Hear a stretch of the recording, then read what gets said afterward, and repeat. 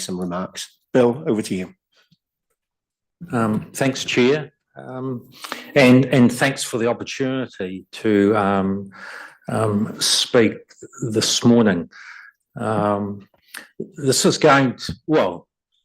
been my last SLG meeting after 23 years. So at one level, for me personally, that is quite a milestone after 23 years of continuous involvement.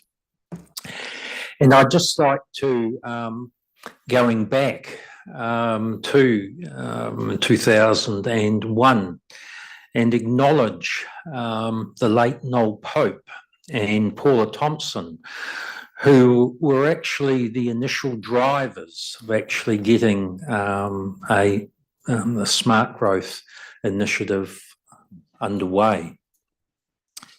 And a significant part of that was their concern about the amount of growth that was coming to the Western Bay of Plenty sub-region. And Craig was also intimately involved in that time because he was working at the City Council. And it was significant because it was the first growth management partnership in New Zealand. And it'd be fair to say at that point in time, the relationships around the local government tables were not particularly great. But notwithstanding that, there was a very strong political commitment to actually establish the partnership and actually develop the growth management strategy. One of the telling points at that point in time, through to the adoption and then for a significant period, was a very good engagement with central government at the time.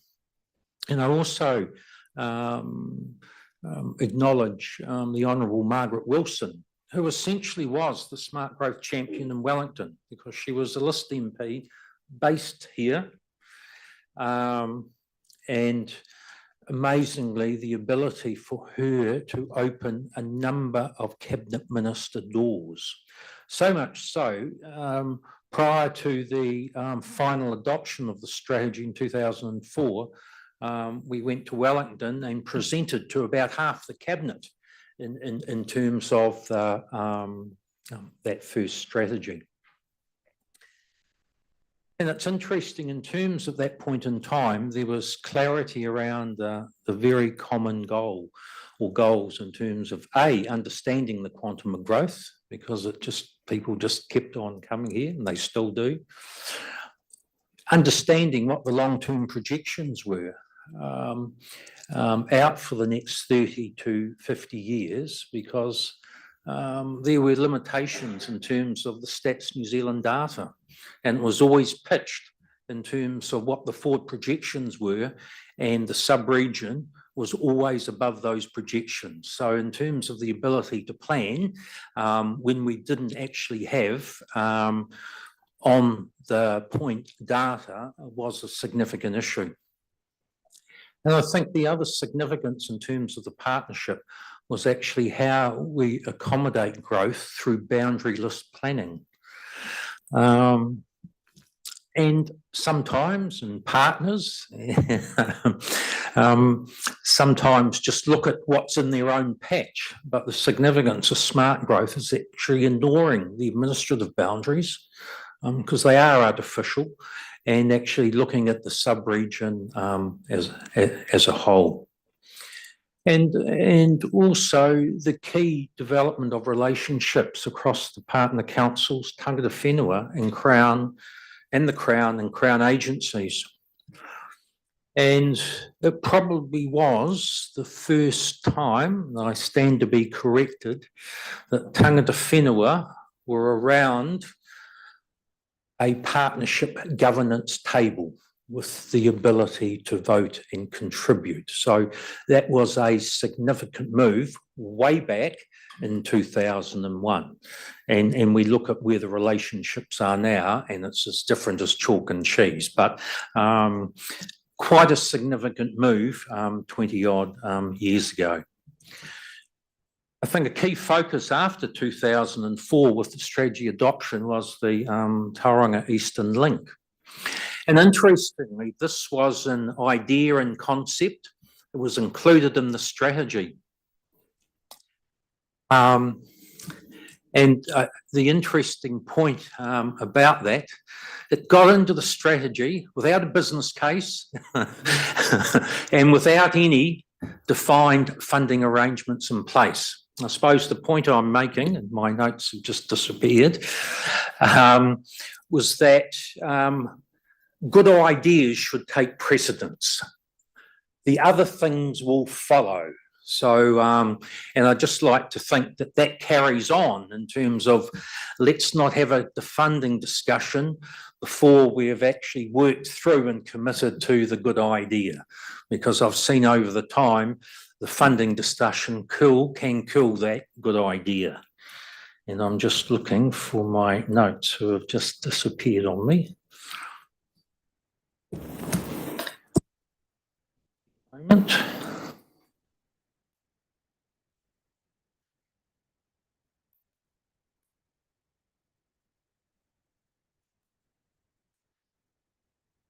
Here we are. So then I think a great step forward then in the Smart Growth Partnership was actually in 2019, where the partnership morphed in to an urban growth partnership with the Crown around the table. And it was interesting at that point in time, the partnership actually, and all the arrangements were signed off by the Cabinet at that point in time. And I really have to acknowledge the work of the Honourable Phil Twyford, who was actually the driver in terms of the Urban Growth Partnership approach, not just here, but in terms of the 4 or 5 other partnerships in the nation. And actually having ministers involved was a major step forward. And just as important as actually having officials connected and involved. And a good example of that is here today in terms of those who are present in the room and those who we have online. And I think it's essential that there is a continual need to build on that and nurture and cultivate those important and successful relationships. Probably a personal milestone of mine in ending my association with the Smart Growth is that we do have a freshly minted and adopted Smart Growth strategy and future development strategy. Given I started my involvement with the commencement of the development of the first Smart Growth strategy in 2001. And interesting, whilst a lot of people focus on the strategy and what's in it, for me, the key aspect has been the relationships and engagements across the partners and including the Crown and agencies. It really has been a high point. And that is really that whole people connection. Because you can have all the great words in the world and all the great strategies, but if those relationships are not there to underpin it, it is really difficult then to implement and make progress. So I'd really like to note that. And I have to say, part of that, many coffees and many wines over that 21-year period when I was independent chair. I have optimism in that our governance successes, and we'll know that on the 20th of July, continue to value and see the importance of the joined up partnership approach across the local government partners, tangata whenua, Crown and the agencies, and as we noted earlier on this morning in terms of that community input and sectors, which I take my hat off to them in terms of the commitment that they have made to provide input and have a passion for developing both the strategies and implementation over that period of time since 2001. At the end of the day, it is about effective and beneficial relationships. It is not a transactional focus. So it's looking, again, coming back to the significance of the people. I also see the Urban Growth Partnership arrangements continuing on, notwithstanding there may be other initiatives, such as regional deals and the SDP. At the end of the day, we all need each other to successfully manage growth and implement the strategies for the benefit of this great place we live in terms of the Western Bay of Plenty sub-region. And really, finally, really appreciate the collegial relationships and friendships that have developed over the last 23 years. They have been key in terms of particularly when I was independent chair, and there was actually no guidebook back then in 2001 in terms of what the role involved, how it should be undertaken. So it was actually working through all of that. So really appreciate all those around the table in the room today, but those who have been here previously. And I think, Stuart, you're the only one that's still around the SmartGrowth table in the governance role since that initial establishment in 2021. So I wish everyone best wishes for the future. Thanks for all the partnership staff and implementation advisors and Crown officials also that I've had the pleasure to be associated with over that long period of time. And whilst I won't be around the table, I will continue to be living in the city and will be keeping an eye on what's happening in the smart growth space. So thank you, everyone, and may it go well in the future. Bill, thank you for those comments. I noticed, Stuart, you've got your hand up, so I'll turn to you.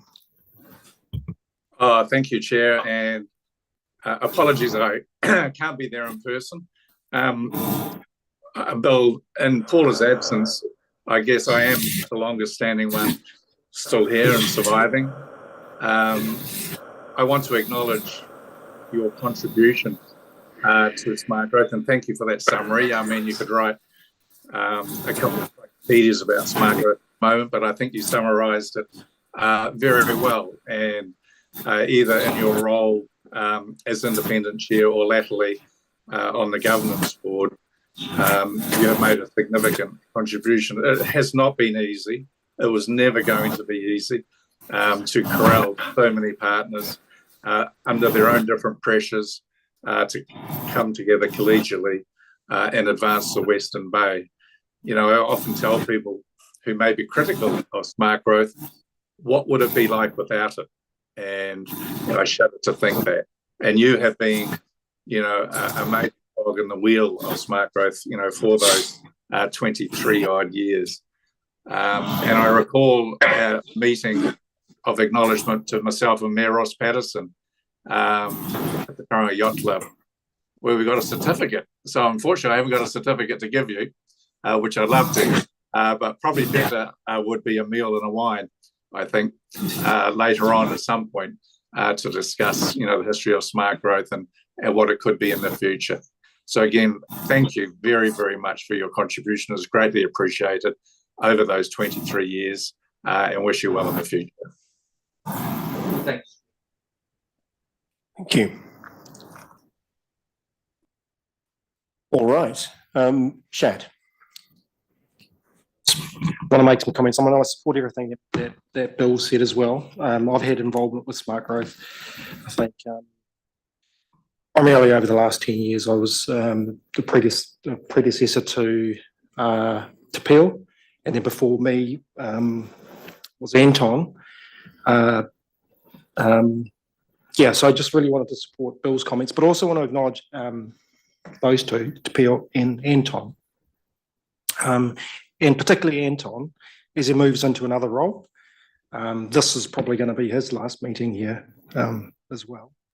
both have made significant contributions, I think, to smart growth and supporting tangata whenua participation, and it's growing, in terms of capability around the table and also the support. And so just really wanted to acknowledge them both, but in particular Anton, as he moves into his new Chief Executive role at the Waikato River Authority. Kia ora. Kia ora, thank you. Any further comments before we close the meeting today? Kia ora, thank you. So, Anton, I'll invite you to close our meeting. Thank you.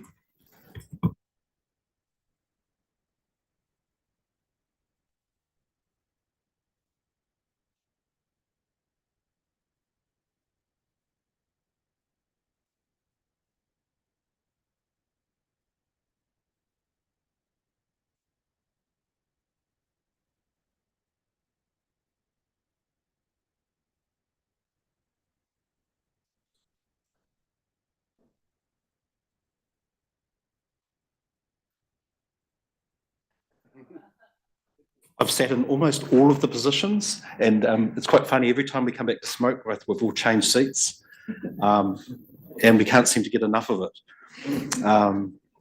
But thank you for those kind words, and I'd like to close us with a karakia. Now we've got Matariki, which is being celebrated next Friday, so short week next week, and there's a really cool tradition here in Aotearoa. Many of our tribes have slightly different traditions, so it adds to the diversity and richness of the celebration of Matariki. When I was growing up, we used to have 7 stars, and apparently then some said, no, there's 8, and some said there's 9. Whichever the number is, it's a special time of the year that's particular to us. We share that unique perspective of those stars from in our heavens at this particular time of year. I've always thought that Māori are really onto it, because us and accountants have this really close relationship. End of the financial year, next week, and Matariki. So I thought, we're the Indigenous original accountants. Anyway, with that, I'll just share a karakia about Matariki. This isn't my karakia, this was one that some young people put together, but I've just added a little twist to acknowledge in the West Coast, when Rigel comes up, Puanga, that's when they say Matariki has started. And for us over here on the East Coast, where the sun rises a little bit quicker, and so does the full moon, which is, I think, in a couple of days, 21st is actually when we get our full moon. So that's our start of our Matariki. So wherever your Matariki starts, happy Matariki, and we'll share this karakia to close our meeting. Matariki te tipua, Matariki te tawhito, ko puanga ki te uru, te kōwhitinga o te marama kitai. Tau mai i ngā ira atua ki te ira tangata, tūturu o whakamaua kia tīna, haumi e, hui e, tae ki e. Kia ora. Thank you.